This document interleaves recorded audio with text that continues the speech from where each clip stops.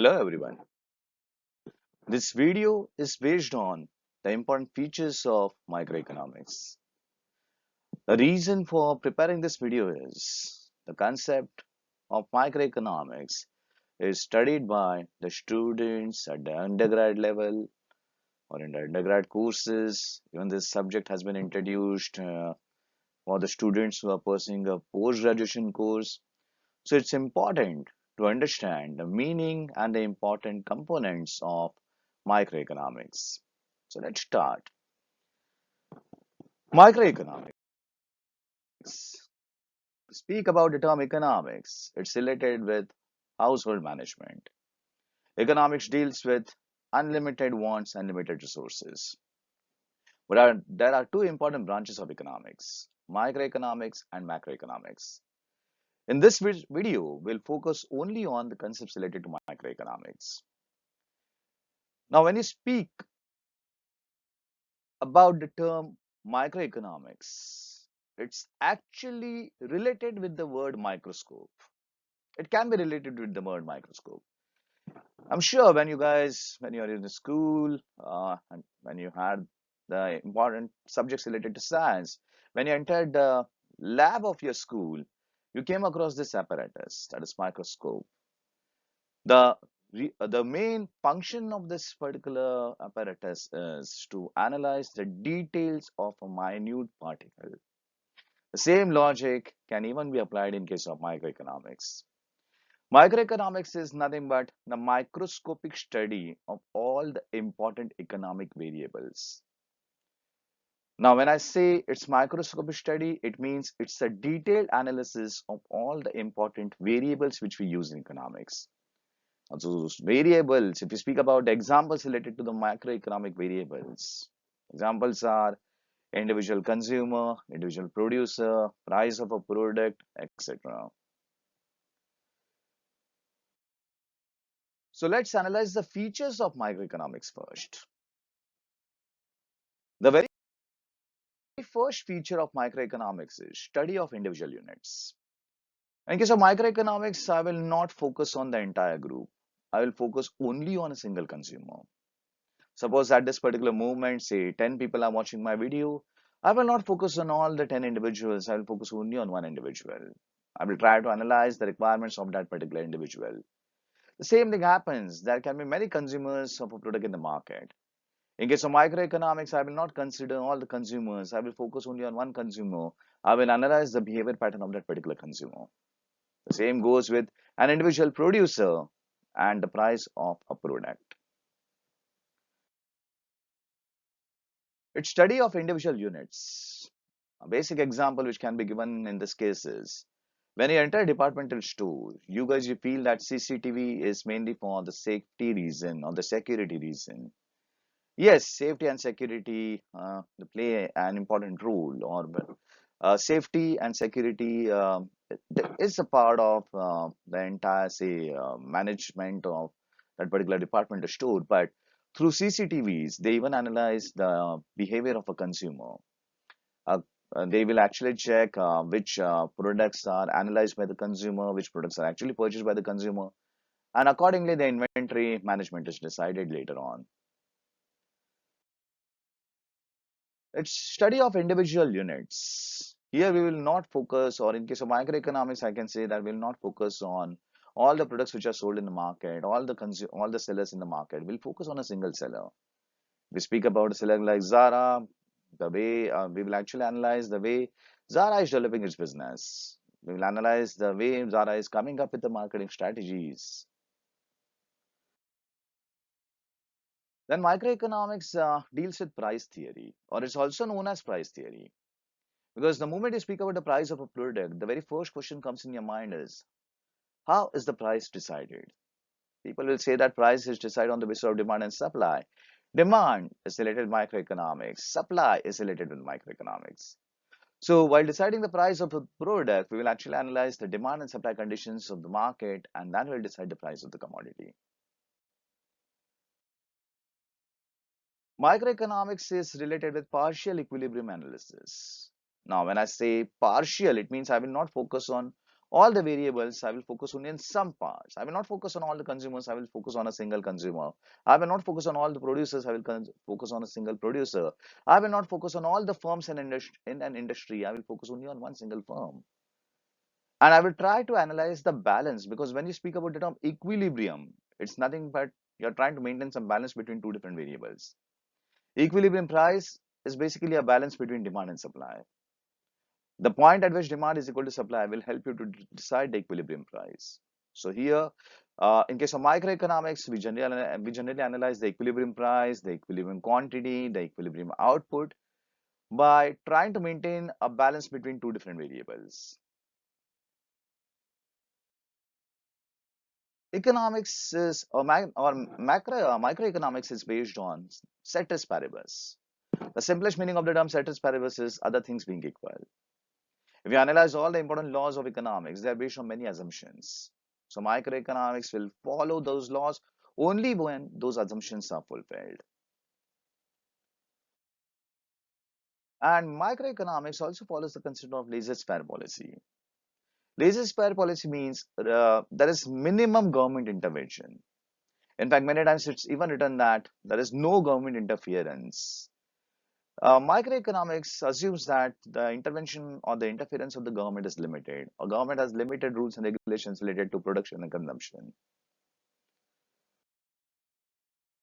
Microeconomics mainly follows capitalism, because in case of capitalism, we know that all the important decisions are taken by the private sector.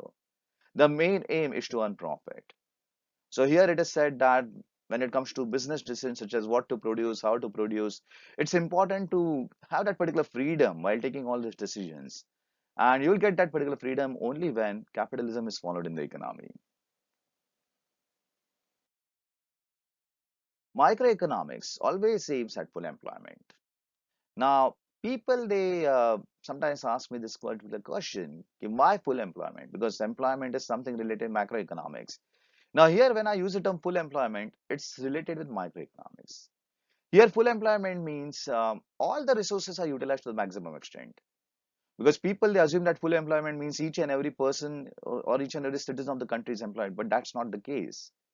Every unit of labor is employed, every unit of capital is utilized properly, every unit of land is utilized in the country. So when there is proper utilization of resources, it can result in full employment. So microeconomics follows full employment. And microeconomics is known as slicing method. Just imagine it's your birthday. So when you are cutting the cake of your birthday, you don't consume the entire cake. You consume a part of it. Similarly, microeconomics is analyzing the entire economy in a different way. Microeconomics is not analyzing the economy at one particular point of time, or just not analyzing all the variables of the economy at one particular point of time. It's analyzing only a small part of the economy. So that's the reason why it's known as slicing method. Use of marginalism principle. Always remember, whenever you come across the term marginal in economics, it's nothing but additional. So if you come across the term marginal utility, it's additional utility. Marginal cost, it's additional cost. Marginal revenue, it's additional revenue. So when it comes to economics, we focus only on that additional unit consumed, or an additional consumer entering the market, or an additional producer entering the market. So we give importance to that additional aspect. So the concept of marginalism is used in microeconomics on a very large scale. Analysis of market structure. I always tell my students, it's not only the demand and supply that decides the price, but even the type of competition that you have in the market will decide the price. Whether you have monopoly in the market, or whether you are actually having 10 different competitors, or whether you are having 100 different competitors, will help you to decide the price of the commodity. So microeconomics also deals with the analysis of the different market structures that we have. And microeconomics has limited scope. Now, when I say limited scope, it means, of course, I cannot say that microeconomics and macroeconomics are different concepts. They are interdependent. But sometimes when you speak about the macro problems of the country, such as employment or any requirement of any change in the interest rate of the country, at that particular point of time, the concepts of microeconomics may not be useful. Now let's analyze the scope of microeconomics. Means what are the important components of microeconomics? Uh, this is basically the scope or the subject matter of microeconomics. Theory of product pricing, theory of factor pricing, theory of economic welfare. Don't worry, we'll discuss each and every point in detail. First, let's analyze the theory of product pricing. Microeconomics is actually applying the concept of, or I can say, while deciding the price of the product, microeconomics plays an important role. Microeconomics will analyze the consumer behavior, microeconomics will analyze the producer behavior, and the type of market structure. Now, when it comes to consumer behavior, microeconomics will analyze the role of consumer in the country. When it comes to producer behavior, microeconomics will analyze the role of the producer in the country. And when it comes to market structure, it's based on competition. The picture that you have on the screen is related to the amusement park. Nowadays, you must have observed this thing, the number of amusement parks in your area or in a city or in a country are actually increasing. Because that's the requirement of the consumer. And now you'll even come to know that many good companies, many big industrialists are entering into this particular business. So it's related with producer behavior. You must have observed this thing. A particular amusement park had monopoly a few years back in your country or in your city, and now it's not. It has launched its monopoly because other players are entering the market. So how will the people react, or how will the people behave when the market structure changes, or when the market conditions change? All these things are covered under microeconomics. Then microeconomics deals with factor pricing. We know there are four important factors of production: land, labor, capital, and enterprise. The person who provides land is landlord. The person who provides capital is capitalist. The person who works as a laborer.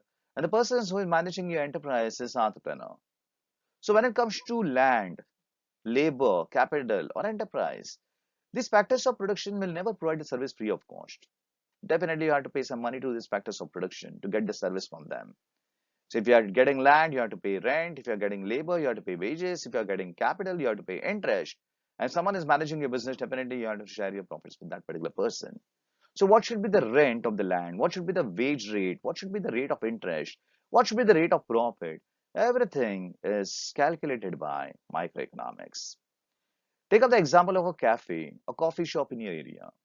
It has to pay a huge amount of rent. It has to pay, say, reasonable uh, salary or say wage rate. It has to pay good amount of interest if it has borrowed money from the market. And when it comes to profit, once people get the habit of that particular product or the coffee products which are sold by the cafe house, definitely the cafe house is going to earn profit. So calculations related to all these things are done by microeconomics. And microeconomics deals with theory of economic welfare. Now, when it comes to economic welfare, it deals with efficiency in production, efficiency in consumption, and overall efficiency. Now, when I say efficiency in production means produce the commodities that the society wants. When I say efficiency in consumption, it means try to consume the commodity in such a way that you reach the point of full satisfaction or maximum satisfaction. And when it comes to overall efficiency, it's related with the overall utilization of all the resources according to the requirements of the people. Now, when it comes to this particular example that we have on the screen, the solar panels. Yes, today, in fact, many companies are supported by the government. They're getting subsidies from the government to produce solar panels. Government is also encouraging consumers to consume this particular product or commodity or say service or energy. And if it happens, definitely it will even save the resources of Indian economy. That can even help in achieving the overall efficiency. So guys, these were the important points related to microeconomics. Thank you.